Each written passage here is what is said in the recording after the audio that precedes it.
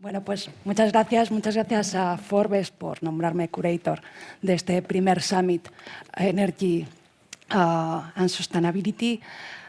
Muchas gracias a mis invitados en esta mesa ahora mismo, que son expertos en regulación, que ahora les presentaré, pero sí una pequeña mención, porque desafortunadamente falleció en agosto el vicepresidente de la Comisión Nacional de los Mercados y la Competencia, Ángel Torres, y bueno, visto que fue mi sucesor en la CNMC, y es un buen momento para dedicarle esta mesa con todo este panel de regulación. En primer lugar, voy a presentar a Juanjo Alba, que es el director de regulación de Endesa. Patxi Calleja, muy rápido porque tienen un currículum tan extenso que si no nos quitamos aquí toda la mañana. Patxi Calleja, que es el director de regulación de Iberdrola. Julián Díaz Peñalver, director de regulación de Redella, antigua Red Eléctrica Española, y José María González Moya, director general de APA Renovables. Bueno, después de la conversación que hemos tenido con Loreto, que ha sido especialmente brillante e interesante, ella recordaba que estamos entrando también en el ecuador para alcanzar los objetivos de 2030, marcados por una gran ambición y sobre todo una ambición que se refleja en la actualización del Plan Nacional Integrado de Energía y Clima, que, como ustedes saben, se lanzó a finales de junio pasado con unos objetivos todavía más ambiciosos de los que se habían presentado en 2030. Me refiero aquí a un consumo eléctrico renovable de el 81% del consumo eléctrico final, por ejemplo, con una expansión muy ambiciosa de tecnologías renovables como la eólica y la fotovoltaica. Y digamos que alcanzar todos estos objetivos va a suponer un gran reto, como antes se mencionó en la conversación anterior, y un reto en la que todo el entramado del sector eléctrico tiene que ir en la misma dirección. Y el entramado del sector eléctrico no es solamente la instalación renovable, sino que, como establece el título de esta mesa, tiene que ver con muchas cosas más, como es los precios, como son las inversiones, como son las redes o como es la demanda.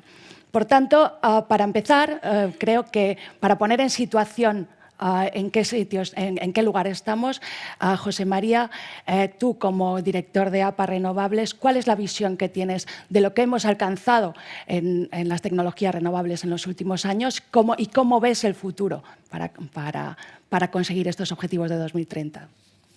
Gracias a todos, gracias María, gracias a Forbes por la invitación, un placer estar aquí.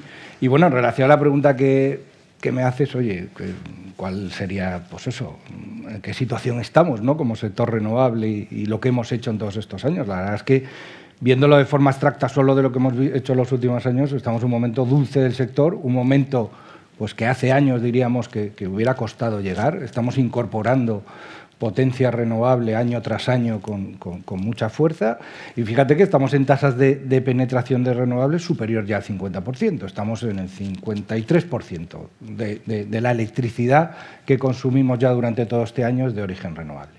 Entonces podríamos estar hablando de un caso de éxito. Vemos 2022, cerramos con casi 9.000 megavatios renovables instalados, 8.800. Vemos este año y hasta agosto hemos instalado 4.000 megavatios de renovables, más o menos. Sin embargo, uno mira lo que tenemos que hacer y, por desgracia, de lo contento que estaba hace un momento contando esto, pues ahora dice, pues no es suficiente. Vamos muy por debajo de lo que nos hemos puesto como objetivo. Pero bueno, en todo caso, el balance es muy positivo en eso. Lo que uno pone en duda es decir, bueno, ¿y qué es lo que tenemos que hacer de aquí a 2030? ¿Qué sirve de aprendizaje lo que hemos hecho para enfocar 2030? Evidentemente mucho, porque tenemos que redoblar la apuesta en renovables, pero sobre todo tenemos que hacer todas esas medidas de acompañamiento. Solo un comentario por enmarcar todo esto. 4.000 renovables, por ejemplo, lo que hemos hecho este año, 4.000 megavatios renovables más o menos, son 2.700 megavatios solares fotovoltaicos, de instalaciones de plantas solares fotovoltaicas. De autoconsumo, según nuestras estimaciones, andaremos por un poquito por encima de 1.000 megavatios, a agosto, menos de lo que hicimos, bastante menos de lo que hicimos el año pasado, nuevamente se recupera, pero por ejemplo la tecnología eólica hemos hecho 233 megavatios en lo que va de año. No puede ser un desequilibrio tan fuerte entre la inversión entre una energía, en este caso solar fotovoltaica, y otra como la eólica, que deberían ir parejos de esta manera. Hemos hecho el 10% de la potencia que hemos hecho en solar, la hemos hecho en eólica, 233. Esto te produce unos desequilibrios muy fuertes y nos preocupa. Y ni que decir tiene pues el futuro en relación a almacenamiento, etcétera, etcétera. Pero bueno, no me quiero aventurar. Pero bueno, en todo caso, tenemos objetivos a 2030 súper ambiciosos, que creíamos que podríamos ir en la senda con esos 8.000, 9.000 megavatios año, pero no, tenemos que incrementarlo. Tenemos que llegar a 11.000 megavatios de renovables, más o menos de media todos los años, durante los 7 que nos quedan de este periodo. Y todo esto encima lo tenemos que acompañar de almacenamiento, porque lo necesitamos. El mensaje sería, desequilibrio renovable, creemos nosotros que hay que equilibrar las tecnologías, la eólica, la solar, y pensar en esas nuevas tecnologías, como decía, bueno, nuevas o existentes, como decía Loreto. Podemos aprovechar más el agua que tenemos, podemos aprovechar la biomasa que tenemos, muchas más cosas. En fin, pero mucho por hacer. Pero bueno, el mensaje me gustaría que quedara un mensaje positivo y diciendo que todo lo que tenemos que hacer es un reto y que lo enfoquemos con ilusión y con ganas, pero también con la realidad. Ese reto efectivamente tiene mucho que ver, sobre todo, con asuntos regulatorios, y aquí me gustaría preguntarle a Patxi cuáles son los retos regulatorios que pueden estar frenando o no acelerando tan rápido, o sea, no llevando el despliegue de renovable tan rápido como debería ser.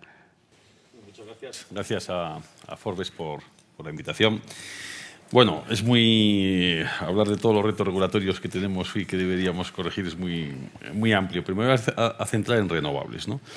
O sea, al final, ¿qué se necesita? Vamos a ver, las renovables son competitivas. Es una forma de energía más barata. El tema económico o de sostenibilidad o de interés por parte de la industria para contratarla está resuelto. ¿Por qué estamos teniendo algunos problemas? Pues por lo que se necesita siempre en cualquier desarrollo masivo de inversión. Seguridad jurídica y visibilidad. Tengo que creerme lo que se dice que se va a hacer y tengo que saber que se va a hacer porque está escrito en algún sitio. ¿Qué problemas tienen hoy o parcialmente las renovables? Bueno, un tema macro, ha subido el coste de deuda. Eso es un hecho. Pero es que cuando apreciamos un poco, miramos cómo se están financiando proyectos, vemos que la cantidad a financiar o la cuota de financiación de cada proyecto está a la baja. Se ha bajado. ¿Por qué se ha bajado? Pues ha bajado por dos razones. Primero, por una duda con los accesos. En España la normativa de accesos es compleja, todos los que están hoy en día tramitando se tienen que terminar en una fecha determinada y la Administración tiene también retrasos en ese procedimiento. Se tendrá que saber hoy cómo va a ser esa norma en el 25, porque si no a los constructores se les terminan los plazos de construcción, eso da más miedo a los bancos, a las empresas, a los proveedores, etcétera. Y segundo es un tema precios y PPAs. Es decir, las renovables son baratas, pero la que estoy haciendo yo, ¿va a ser necesaria? En el largo plazo sí, porque se va a descarbonizar más, porque son más competitivas, pero tenemos, o España tiene que solucionar y acelerar lo que es la descarbonización de la industria, como están apostando otros países con menor recurso renovable, porque con eso prácticamente estoy asegurando de que no va a haber vertidos, de que no voy a tener precios de escasez en un momento dado, porque esa renovable que estamos haciendo, que estamos invirtiendo, tiene un destinatario final que es la industria. Es decir, incremento de descarbonización en la demanda final como política esencial para hacer renovables y segundo, visibilidad en normativa de accesos y seguridad jurídica regulatoria. Gracias, Patxi. Completamente de acuerdo con tu opinión. Yo creo que también Juanjo estará de acuerdo sobre la necesidad de generar seguridad jurídica. Y hay un elemento que creo que es relevante para preguntar y es, durante los últimos años, debido a la crisis energética provocada principalmente por la guerra en Ucrania, pues ha aumentado mucho el intervencionismo en los mercados, justificado por la situación de crisis temporal, pero sí que me gustaría gustaría preguntarte, Juanjo, hasta qué punto crees que cuanto es necesario, cuanto antes eliminar todo este tipo de intervenciones en el mercado eléctrico, porque si no, esto puede suponer una barrera para las inversiones futuras y para acelerar este despliegue renovable. Buenos días, muchas gracias a ti, a Forbes y a todos los que están aquí compartiendo este rato con nosotros. O sea, lo que ha ocurrido en el mercado eléctrico en los últimos 2 años es una cosa bastante curiosa y que nos permite ver cuál es uno de los principales problemas a los que nos vamos a enfrentar si queremos triunfar en la transición energética. Tenemos una situación en la que sube mucho el precio del gas. Debido a esa subida del precio del gas, sube el precio de la electricidad y todos los países se lanzan a una carrera de intervenir en el mercado eléctrico y no intervenir en el mercado del gas. En el mercado del gas, por ejemplo, en España se subvenciona la tarifa regulada, cientos de millones de euros se están utilizando para hacer que el gas sea para los clientes mucho más barato de lo que es en realidad y, sin embargo, con la electricidad pues hacemos lo contrario. España ha sido un país que se ha puesto a la cabeza de las intervenciones, pero desgraciadamente no es ni mucho menos el único. Esto ha sido una verdadera epidemia por toda Europa. E indudablemente, pues estas intervenciones, lógicamente, lo ha comentado antes Loreto, es decir, los inversores necesitan seguridad jurídica, los inversores tienen que decidir dónde invierten el dinero y, lógicamente, lo van a invertir donde crean que hay menos riesgos y menos problemas, y este tipo de intervenciones pues dificulta las inversiones, es una barrera más, es un obstáculo más, es una razón para que la gente se vaya a invertir a otros sitios. Las intervenciones que hemos implantado en España, además, han sido particularmente complicadas y particularmente difíciles de hacer y han distorsionado muchísimo el funcionamiento del mercado. Tenemos el Real Decreto Ley 17, esta famosa minoración del gas. Llevamos ya algo más de 2 años con el Real Decreto Ley entre nosotros aplicando esta minoración y todavía no sabemos cómo se hace. Todavía no ha habido una verificación de cómo se hace. Las empresas estamos haciendo lo que se llaman unas declaraciones responsables y seguimos sin saber si lo estamos haciendo bien o lo estamos haciendo mal porque no sabemos si nuestra interpretación coincide con la interpretación de la CNMC. Y en esa duda pues hay un montón de millones de euros en juego que podría ser un coste que nos apareciera súbitamente o no, según cómo esto se interprete. Creemos que esto ha llegado el momento de eliminarlo. Desde luego, la situación en el mercado está mucho más tranquila, con lo cual las justificaciones para hacer este tipo de cosas creemos que ya no están ahí y es urgente que pongamos orden y que volvamos a dejar el mercado que funcione con tranquilidad. Efectivamente, aquí estamos viendo un panorama de la dificultad, o sea, que supone la instalación de renovables per se. No es solamente poner renovables, sino que tiene todo este entramado regulatorio muy complejo y, sobre todo, en estos momentos también de crisis energética. En este punto también es importante la operación del sistema eléctrico. En la operación del sistema eléctrico tenemos aquí a Redella, que es antigua Red Eléctrica, que funciona como 2 empresas, ¿no? Operador del sistema y transportista. Y en este punto quisiera preguntarte, Julián, ¿hasta qué punto, no sé cómo llamarlo, el operador del sistema es capaz o en qué estáis trabajando para poder absorber la cantidad de tecnología renovable que en un principio no es gestionable tan bien como otras? ¿Cómo estáis preparando todo este escenario hacia 2030? Bueno, muchas gracias, María. Muchas gracias a Forbes por la invitación.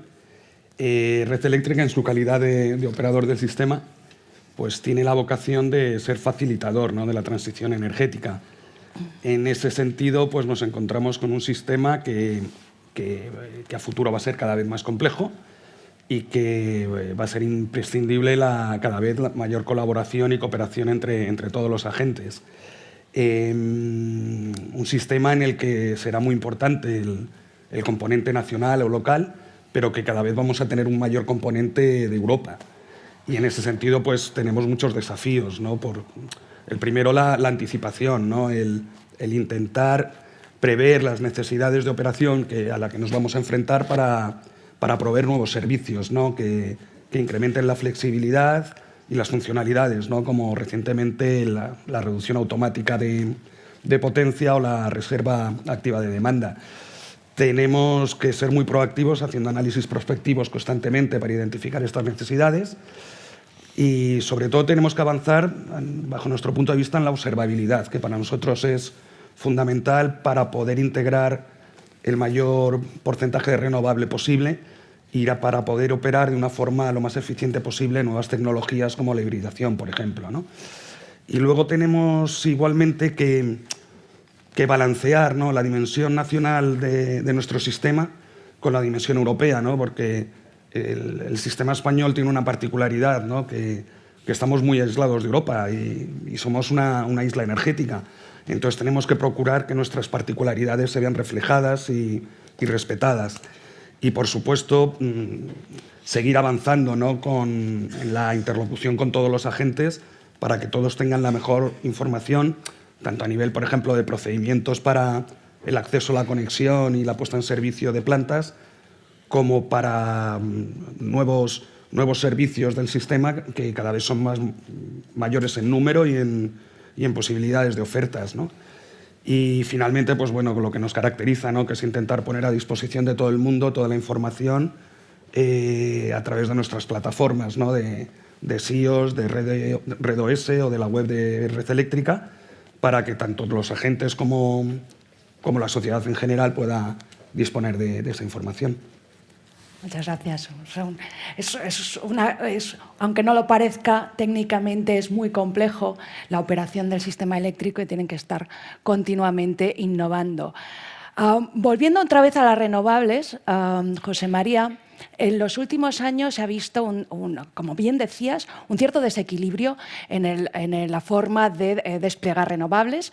Fundamentalmente se ha centrado todo en la solar fotovoltaica y principalmente en el autoconsumo, pero esto por consecuencia también de la subida espectacular de precios durante los últimos 2-3 años.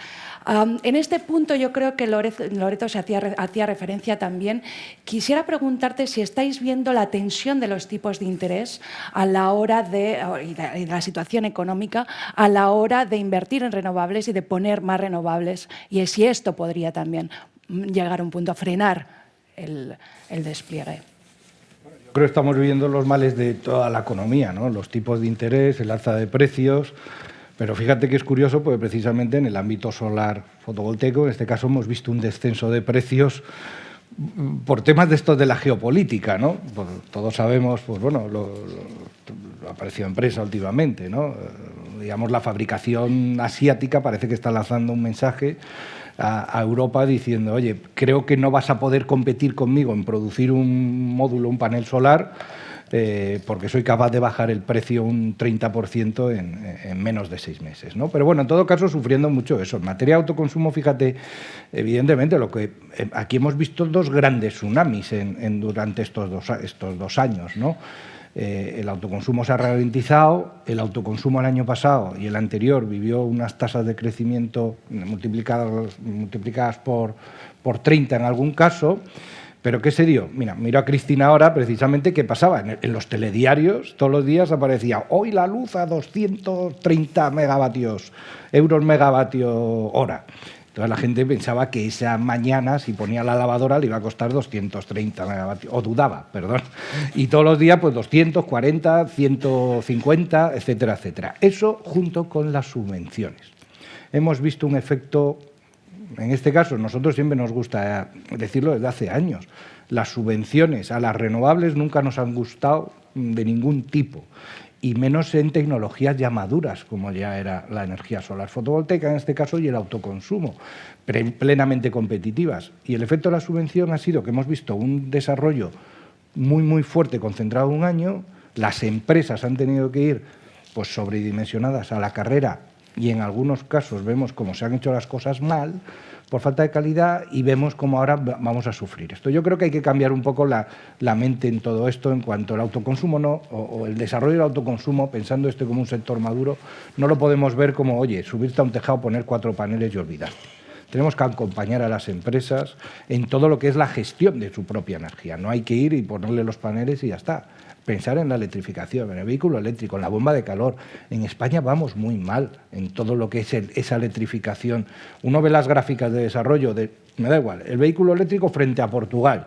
Y es que es para echarse a llorar cuando tenemos un PIB per cápita muy superior a Portugal. Y aún así vamos muy por detrás. En el tema de la bomba de calor nos pasa lo mismo. Ves las gráficas con los nórdicos, daneses, alemanes o quien sea, y España a la cola.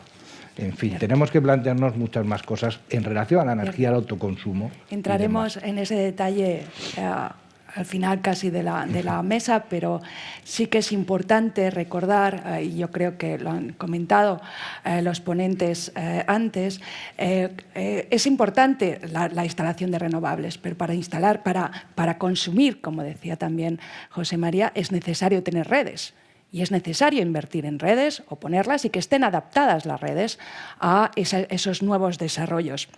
Es importante, por tanto, esa red, el desarrollo de la red de transporte y de la red de distribución. Por eso, Julián, quisiera que nos explicaras un poco cuál es ese papel de la red de transporte para cumplir estos objetivos de penetración de renovables y qué desafíos podemos encontrarnos.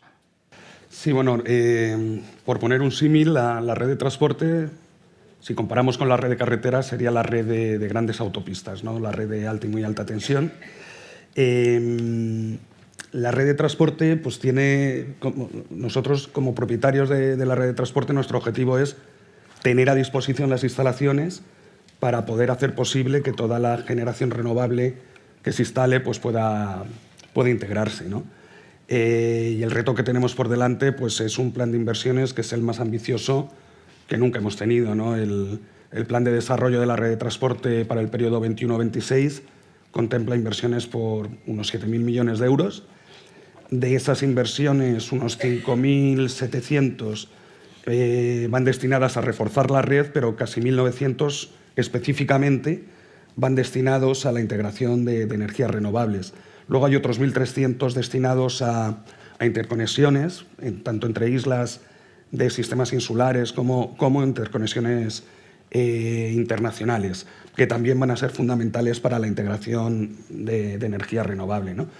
Y el reto que tenemos, pues bueno, tenemos que hacer este plan de inversiones, que es el más ambicioso al que nos hemos enfrentado, que ya es un reto técnico tremendo, en unas condiciones de mercado cada vez más complicadas, ¿no? Ya se ha anticipado el tema de los tipos de interés, ¿no? Que estas inversiones hay que financiarlas y la subida de tipos pues, tiene un impacto muy importante. Pero luego nos estamos enfrentando a una subida de precios de materias primas y de servicios, que efectivamente vemos que los índices han subido, que el cemento, el acero, el cobre ha subido, que el IPC por el tema de la mano de obra ha subido, pero que la realidad es que el precio que nos encontramos para adquirir materiales o equipos no tiene relación con esa indexación de índices, que es muy superior, y es que nos estamos encontrando con un mercado absolutamente saturado, en el que la demanda pues, supera con mucho a la oferta, y entonces pues ya no hay esa racionalidad que puedes esperar en el mercado a la hora de buscar relaciones con los índices, ¿no? Entonces esto pues, supone no solo retos, por supuesto, financieros, también retos logísticos, y luego lo había anticipado Loreto, ¿no? La red de transporte son grandes infraestructuras lineales en el territorio y cuya aceptación social es muy complicada, ¿no? Entonces cada vez vemos más claro que para hacer una línea eléctrica, aparte de ingeniería, entre comillas, eléctrica, hay que empezar a desarrollar ingeniería social, ¿no? Hablar con el territorio y revertir al territorio de alguna manera, ¿no? Y también con criterios de sostenibilidad, ¿no? Son instalaciones cuya vocación es estar ahí muchos años, porque son instalaciones con unas vidas útiles muy largas, y tenemos que desarrollarlas con los mayores criterios de sostenibilidad. Gracias, Julián. Yo creo que has tocado ya casi los temas, o sea, has tocado temas muy relevantes sobre la red de transporte que impactan también en la red de distribución. La red de distribución también es un elemento esencial para que se pueda llevar a cabo este proceso de descarbonización y sobre todo descarbonización de la demanda. Patxi, ¿qué consideras? ¿Cuáles son los retos que tenemos que tener, o sea, que tenemos que afrontar en la red de distribución para que sea resiliente, adaptada a la demanda, etcétera? Bueno, vamos a ver, yo creo que tenemos que... O sea, hay para países que estos objetivos, que los objetivos climáticos, que la Agenda 2030 o los objetivos de descarbonización, pues es un compromiso social, o es un compromiso ambiental, o es una responsabilidad humana. Yo creo que en el caso de España es la oportunidad industrial. O sea, será además todo lo que he comentado, pero es la oportunidad industrial y por eso hay que cambiar un poco de óptica. Las redes hasta ahora se han visto como un coste que incrementaba el precio de la electricidad. Y nos hemos enfocado en desarrollar renovables, en bajar costes a las renovables y lo hemos conseguido, en hacer a las renovables competitivas y mejores que su competencia, que son los fósiles. Y por ahí vamos bien. Pero hemos llegado a un sitio donde decimos, bueno, nos estamos dando por la pared, ¿cuál es el siguiente paso? Entonces ahora nos hemos dado cuenta, o Europa se está empezando a dar cuenta, diciendo, ¿para qué hacemos más renovables si no llegan a la gente? Esto lo dijo el otro día Wind Europe, que no tiene intereses en redes. Y dijo, interesa seguir haciendo más renovables. Es decir, me interesa a mí que el porcentaje de renovables en el sector eléctrico sea del 60, del 70, del 80, del 90, si la electricidad consumida en el sistema energético español solo es el 25. Pues hombre, habré dado un paso, pero un paso de pequeño, no un paso estratégico, no un paso de gigante hacia la descarbonización.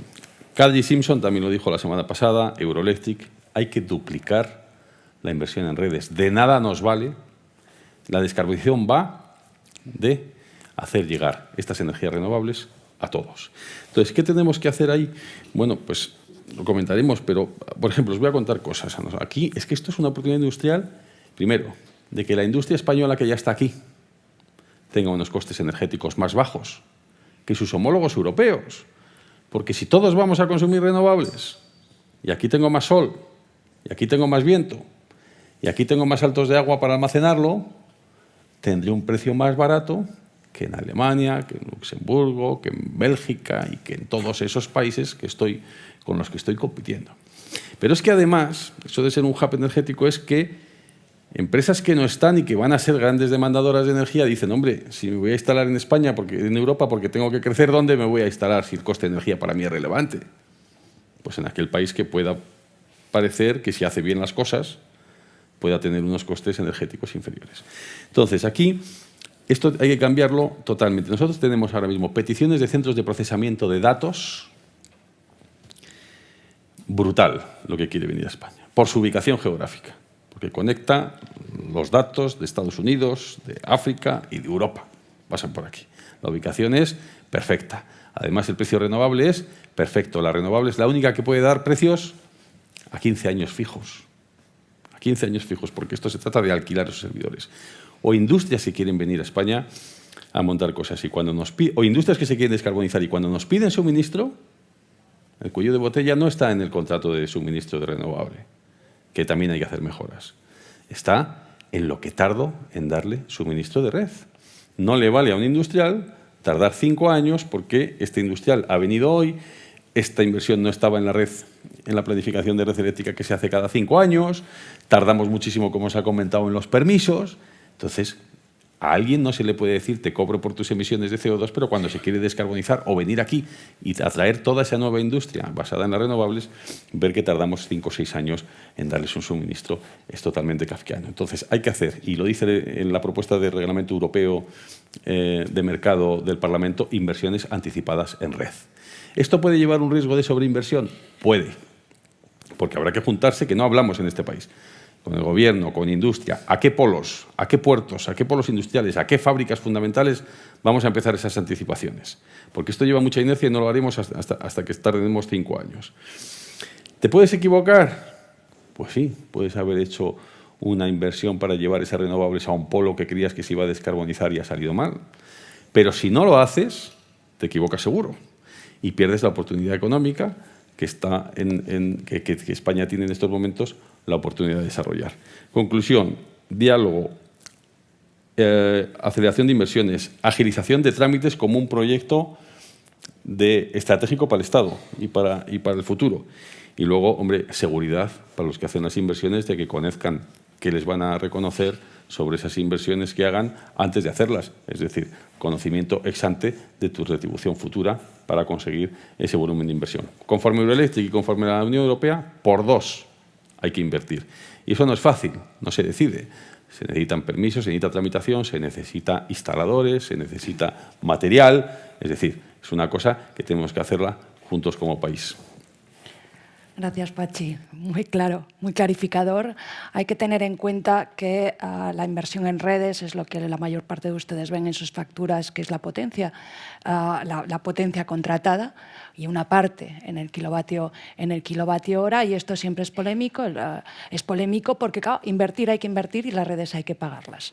Entonces, hay una parte que es un jugador, un player esencial en la fijación de la metodología, es la Comisión Nacional de los Mercados y la Competencia, que fijó la metodología retributiva de las redes en 2019. Juanjo, ¿crees que actualmente, con los tipos de interés con los que trabajamos, la planificación nueva que tenemos que hacer hacer frente a nuevas redes, crees que, a nuevos objetivos de renovables, perdón, crees que la metodología actual sirve para alcanzar esos objetivos de renovables para 2030?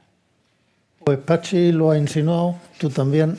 En general, no. O sea, lo habéis dicho los dos. Las redes se ven como un coste y tenemos un esquema regulatorio, y no solo en España, la verdad es que pasa en otros muchos países, que está muy orientado en reducir ese coste, en restringir las inversiones en red. Es decir, las inversiones en red parece que siempre han estado sometidas a sospecha y se han tratado de limitar, y el regulador no se ha fiado de que las inversiones sean necesarias y ha puesto 1000 pegas para retribuirlas.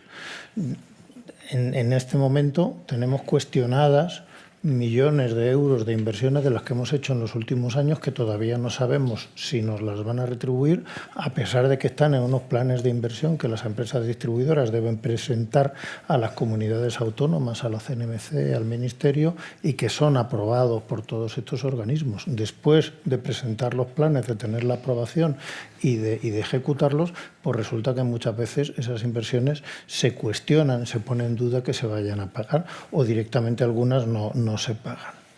Eso, lógicamente, introduce una incertidumbre que va justo en el sentido contrario de lo que necesitamos. Tenemos una metodología que determina cuál es la tasa de retribución, que se supone que tiene que calcular cuál es el coste de los recursos, el coste del dinero que tenemos que invertir.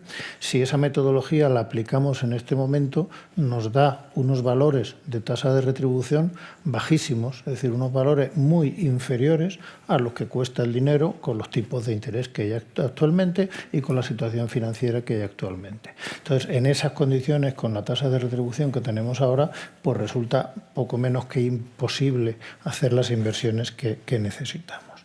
Y tenemos otras muchas cuestiones relacionadas con la planificación. Insistir en lo que ha dicho Pachi. No puede ser que la red se vaya desarrollando despacio cuando los clientes la piden.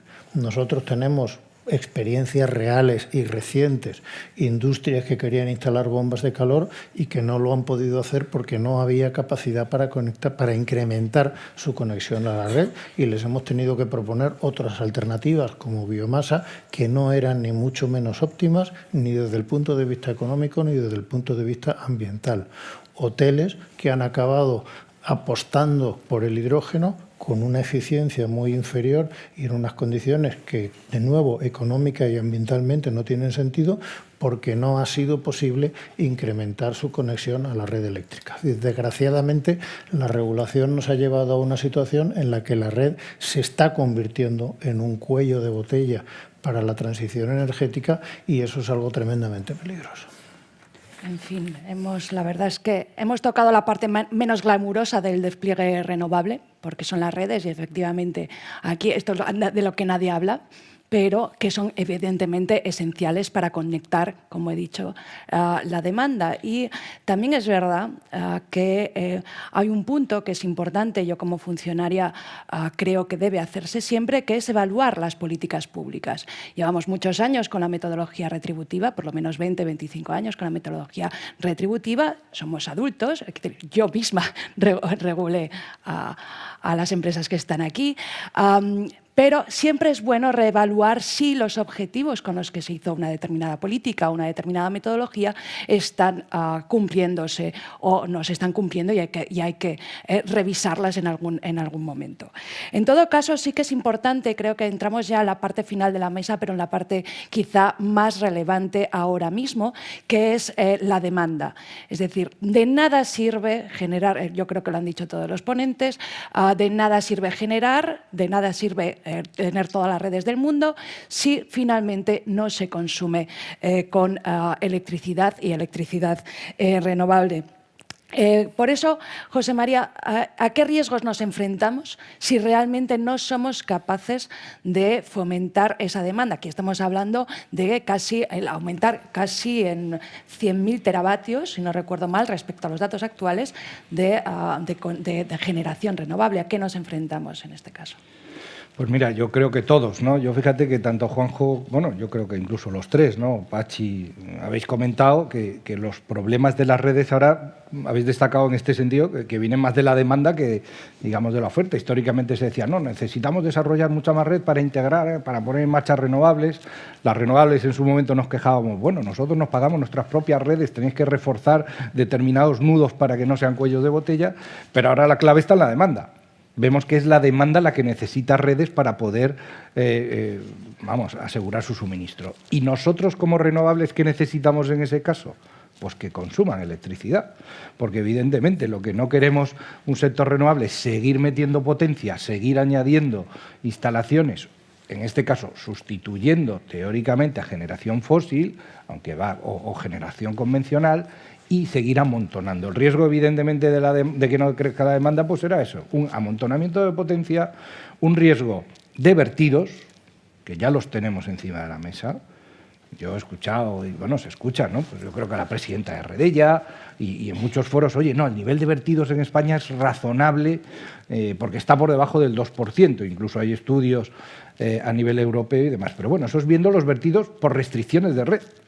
Pero hay otros vertidos anteriores, que es cuando uno va al mercado. Y cuando uno va al mercado, el mercado ya está expulsando energía renovable porque no es capaz de absorberlo la demanda. O sea, si tenemos en cuenta tanto los vertidos ex ante, por así decirlo, como los vertidos por problemas de red, que sí que estamos en el pues ese, 1,82, pues igual ya te salen cifras alarmantes. Entonces ahí los problemas son esos dos, los miedos que tenemos nosotros. La integración de las renovables desde dos puntos de vista. Integración de mercado, como he dicho, en el mercado en el cual vemos precios cero de forma muy habitual durante este año.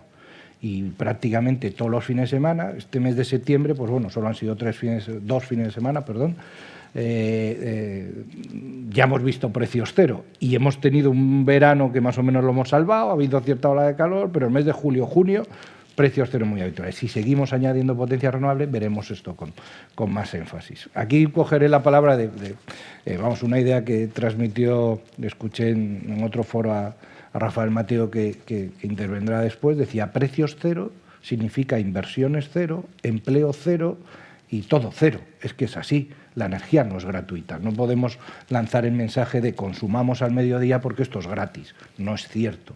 Hay que retribuir desde las redes hasta los peajes, cargos, como la propia generación. Los riesgos van por ahí. Y la integración física. Nos preocupa mirar al 2030 con eso. Y la clave, pues acabo, porque como probablemente estamos para cerrar, la clave, almacenamiento. Uno de ellos. Incrementar la demanda, ya lo he dicho, bomba de calor y demás. El almacenamiento nos da miedo. ¿Por qué? El año pasado, fíjese que hemos hablado, les daba antes cifras de miles de megavatios. Hemos hecho 11.000, o sea, hemos hecho el año pasado casi 9.000 de renovables, 8.800. Este año 4.000. Necesitamos llegar a 11.000 de renovables cada año. Bueno, en almacenamiento conectado a red el año pasado, creo que hemos puesto en marcha 4,8 megavatios. 4,8. Tendríamos que estar poniendo 1.700 y hemos hecho 4,8. Tenemos que hacer 1.700 de aquí a 2030. Es urgente el marco regulatorio normativo del almacenamiento. Bueno. Espero no haberme pasado. No, vamos bien, Pachi. Yo creo que ha apuntado José María los aspectos importantísimos de demanda. Habéis apuntado también antes, oye, si necesito enganchar un centro de procesamiento de datos que consumen una barbaridad de energía, aunque no lo crean. Claro, ¿cuál es en este punto la parte más esencial de la electrificación de la demanda para ti? Bueno, yo creo que, vamos a ver, ya se ha comentado muchísimas cosas, ha habido una crisis de gas, se acaban intervenciones del sector eléctrico, esto ha generado incertidumbres, ha salido la directiva de renovables, esto es muy importante, la directiva de eficiencia, ¿vale?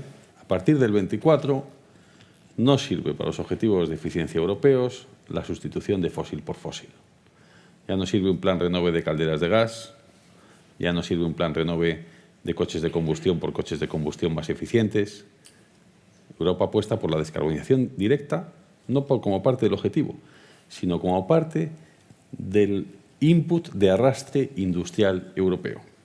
Porque el ritmo es muy importante. Es decir, o lo hacemos antes y desarrollamos la cadena de valor asociada a todos los equipamientos de descarbonización que necesitamos, bomba de calor, aerotermia, vehículo eléctrico, almacenamiento térmico para la industria, etcétera, o esto se hará en otros países y pasaremos a ser importadores de fósiles a importadores de equipamientos descarbonizados. Es decir, que vayamos a aprovechar la oportunidad industrial más grande que creo ha tenido España en la historia no es un hecho si no hacemos las cosas bien. En el fondo, que hemos estado diciendo, yo creo que un poco todos, que es decir, que esto de la descarbonización es conseguir que las renovables lleguen todo el tiempo a todos. Las renovables ya sabemos hacerlas. Todo el tiempo es el almacenamiento.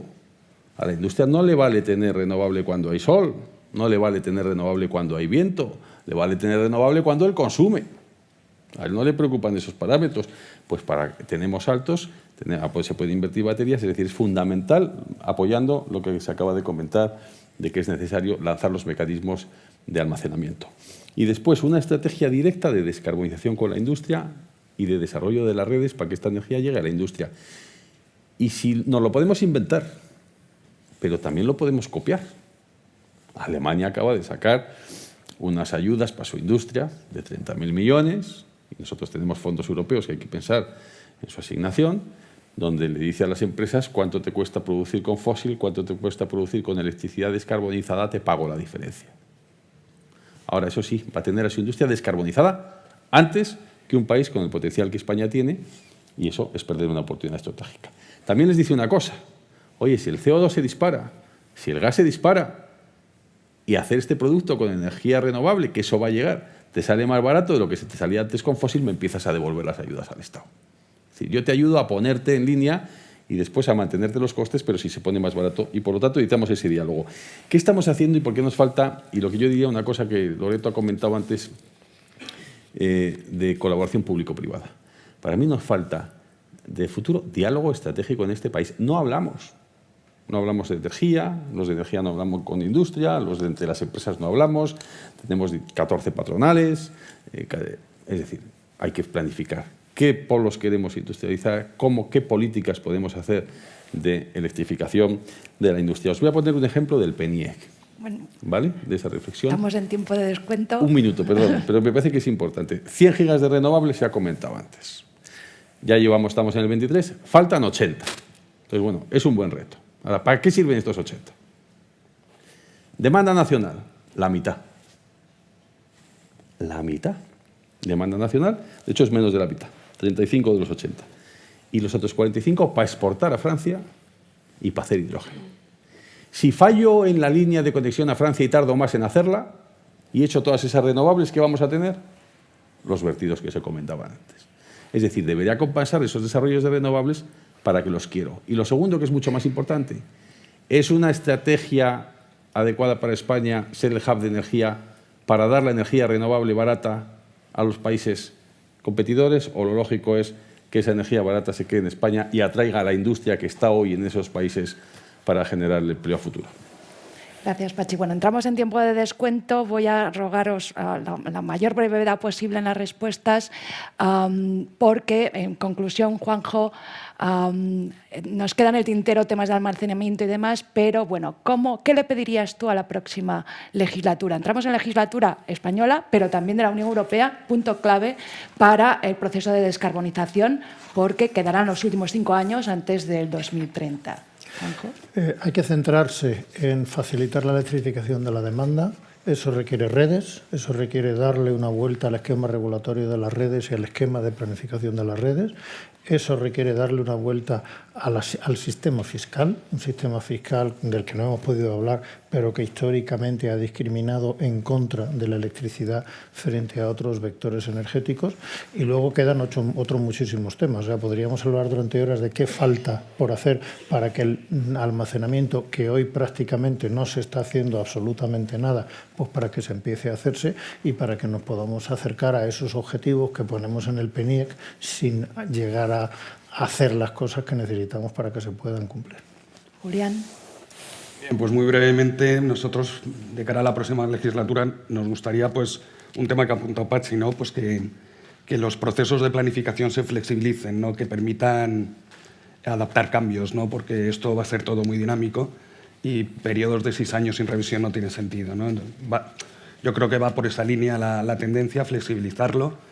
Y luego otro tema, bueno, la Unión Europea acaba está tramitando la modificación de la Directiva de Renovables y en esa directiva pues hay una serie de medidas, ¿no? Para permitir agilizar el permitting tanto de las instalaciones renovables, pero que también sería aplicable a las redes eléctricas, ¿no? Entonces, en ese sentido, que una vez que se apruebe haya una rápida transposición que permita acelerar este permitting.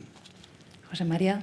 Bueno, yo ya lo he dicho todo, solo diría orden y concierto. Y fíjate que en este país tenemos un problema en renovables, que no he dicho antes, yo creo que lo ha dejado caer Pachi al inicio, que son el cumplimiento de unos hitos, ¿no? El desarrollo renovable empieza todo por solicitar el derecho a acceso. Y ahí nos pusieron un plazo límite de 5 años en la ley, hace un montón de años, pero no entró en vigor hasta hace bien poco, y luego nos pusieron una serie de hitos que algunos de ellos se han ido alargando, ¿vale? Y como el último, que finaliza ahora en enero del 24. Pero en junio del 25 finaliza el hito famoso de construcción de un contingente renovable de un montón de megavatios, 60.000 en este caso. Tenemos que aclarar ya, 1 año y medio en materia de energía no es nada y las decisiones de inversión se tenían que haber tomado ya hace tiempo. Sin embargo, el sector está a la espera de conocer qué va a pasar con eso. El Gobierno debería ordenar esto de forma urgente ya. Yo pediría que ni esperar a que se forme Gobierno, pero ordenarlo. Pachi. Yo creo que coincido con todo lo que se ha dicho del qué y, por lo tanto, yo me centro en el cómo.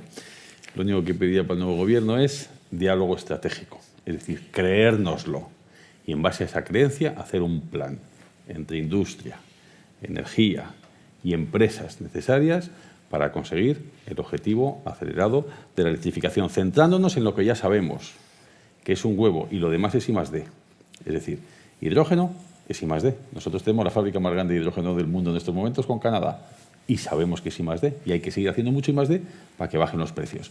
Por lo tanto, pero en cambio en electrificación, en bomba de calor, en vehículo eléctrico, y ya están todos los fabricantes, tenemos muchísimo camino por avanzar y ya solucionaremos el otro 20 o 30% que queda por resolver a partir del 2030. Bueno, pero no parecen unos deseos tan inalcanzables, el diálogo, me miran todos, pero es importante dialogar. Yo misma he dialogado con ellos durante muchos años y siempre es constructivo e importante. Bueno, muchas gracias, creo que nos hemos alargado unos minutos de más, pero muchísimas gracias por estar aquí en el primer Forbes Summit Energy. Muchas gracias.